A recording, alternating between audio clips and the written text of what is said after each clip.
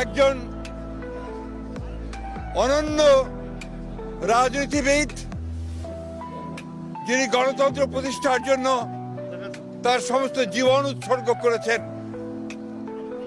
সেই মহান নেত্রী, বাংলাদেশের গণতন্ত্রের জন্য সংগ্রাম করা আপসীর নেত্রী, অনন্য সাধারণ ব্যক্তিত্ব সম্পন্ন মহিলা, দূরদৃষ্টি সম্পন্ন, প্রজ্ঞা সম্পন্ন একজন নেত্রী, যিনি বারবার বাংলাদেশের গণতন্ত্রকে উদ্ধার করবার জন্য সংগ্রাম করেছেন, কারাবরণ করেছেন এবং নির্যাতিত হয়েছেন। সেই অসাধারণ নেত্রী দেশনেত্রী বেগম খালেদা জিয়া আর আমাদের মাঝে নেই।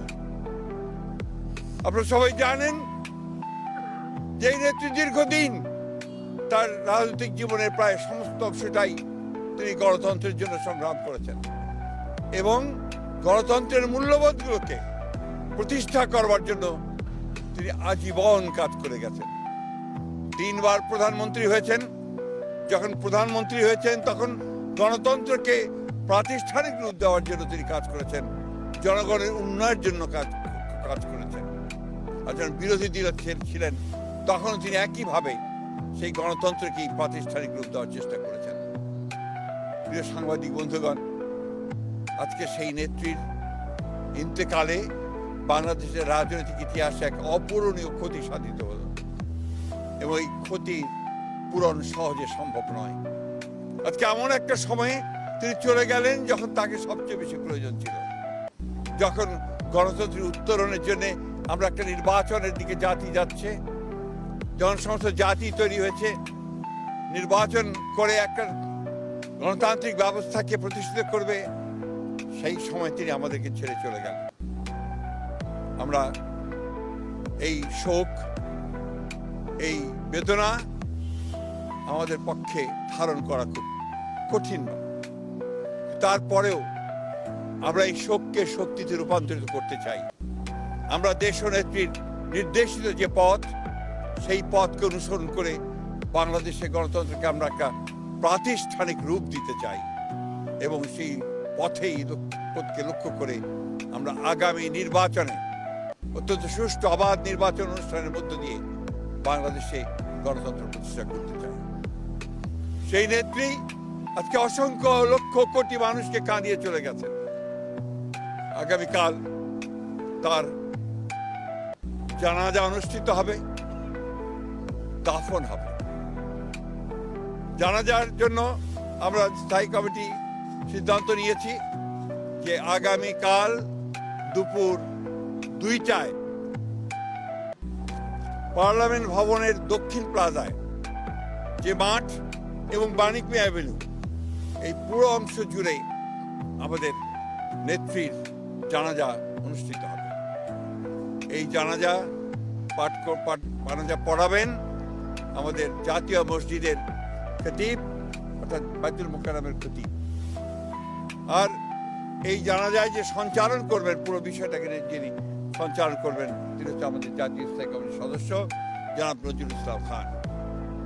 এরপরে আমাদের স্বাধীনতার ঘোষক, বহুদলীয় গণতন্ত্রের প্রবর্তক, বাংলাদেশের আরেক কিংবদন্তির নেতা, যাকে রাখাল রাজা বলে এই দেশের মানুষ, তার মাজারে, তারই পাশে আমাদের এই মহান নেত্রীকে সমাধিস্থ করা হবে, দাফন করা হবে।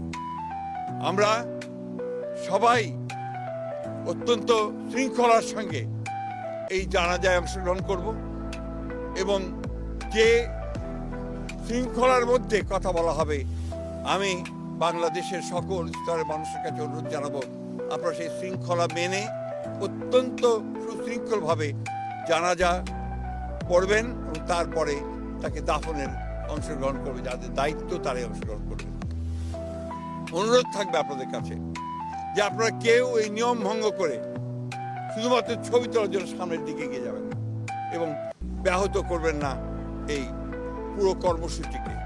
আপনাদের আমরা বিশ্বাস করি দেশনেত্রীর প্রতি আপনাদের যে সম্মান, যে শ্রদ্ধা, সেটাকে অটুট রাখার জন্য আপনারা সেই শৃঙ্খলা রক্ষা করবেন এবং সর্বাত্মকভাবে সহযোগিতা করবেন এই জানাজা দাফন কার্য সুচারুরূপে সমাধান করতে। সব শেষে আবারও পরম করুণাময় আল্লাহ তাআলার কাছে এই দোয়া চাই যে আল্লাহ তাআলা তাকে যেন বেহেশত নসিব করেন। আমাদের ভারপ্রাপ্ত চেয়ারম্যান জনাব তারেক রহমান তার জ্যেষ্ঠ পুত্র, তাকে যেন তিনি সেই শক্তি দেন যে এই যে দায়িত্ব পালন করবার শক্তি যেন তাকে দেন, তার পরিবারকে সেই শক্তি দেন এই শোককে সহ্য করবার জন্য। আসুন আমরা আজকে সবাই এই শোককে শক্তিতে রূপান্তরিত করে বাংলাদেশ জাতীয়তাবাদী দলকে একটা অপ্রতিরোধ দল হিসেবে গড়ে তুলি। বাংলাদেশকে সত্যিকার অর্থেই একটা গণতান্ত্রিক রাষ্ট্র হিসেবে আমরা প্রতিষ্ঠিত করি। সরকারের তরফ থেকে 3 দিন শোক দিবস ঘোষণা করা হয়েছে, আগামীকাল ছুটি ঘোষণা করা হয়েছে এবং আপনারা ইতিমধ্যে জানেন যে প্রধান উপদেষ্টা তিনি বাণী দিয়ে কথা বলেছেন, আপনাদের সামনে জাতির সামনে কথা বলেছেন এবং সেজন্য আমরা সর্বাত্মক সহযোগিতার জন্য আমরা সরকারকে ধন্যবাদ জানাচ্ছি। সেই সঙ্গে দলের পক্ষ থেকে আপনারা জানেন যে 7 দিনের শোক ঘোষণা করা হয়েছে।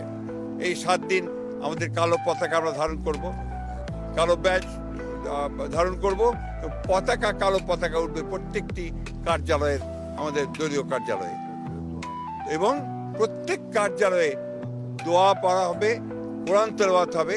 এই বিষয়গুলো আপনারা সবাই পালন করুন।